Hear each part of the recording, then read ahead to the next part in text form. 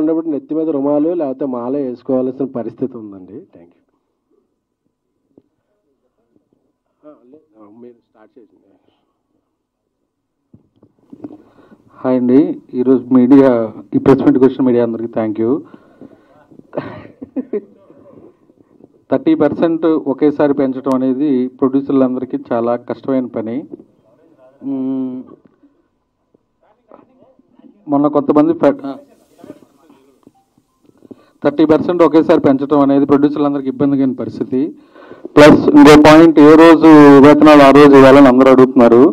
ఇక్కడ ప్రొడ్యూసర్లు అందరూ హ్యాపీగా ఉన్నారా లేరా అని గుండె మీద చేసుకొని చెప్పమంటే ఎవరూ హ్యాపీగా లేవు.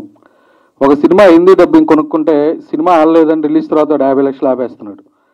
ఓటీటీ రిలీజ్ తర్వాత 50%, 1 month అని అగ్రిమెంట్ ఉంటుంది, 4 నెలల తర్వాత ఇస్తున్నాడు. మేము కూడా డబ్బుల కోసం వెయిట్ చేస్తున్నాం ఇక్కడ. కానీ మేము వెయిట్ చేయం, ఏ రోజుకి ఆ రోజు ఇవ్వాలనేది మాత్రం చాలా ఇబ్బందిగా పరిస్థితి. ఇంకొకటి, నాదే ఒక సినిమా లాస్ట్ ఇయర్ సెట్లో 250 మంది జూనియర్లు ఉన్నారు. అక్కడ కరెక్ట్గా కార్డు ఉన్న వాళ్ళు 50 మంది లేరు. మిగతా వాళ్ళు ఎవరు? మరి యూనియన్ ఏం చేస్తుంది? ఏమీ చేయట్లా, కాముగా ఉంటున్నారు. ఇది కూడా ఒక రకమైన మోసమే. నాన్ మెంబర్స్కి ఇస్తుంది ఒక రేటు, మెంబర్స్కి ఇస్తుంది ఒక రేటు.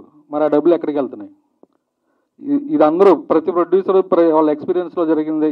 తప్పులే ఇవి, మోసం అని నేను అంటలేదు. ఇవన్నీ బయట పెట్టాలి.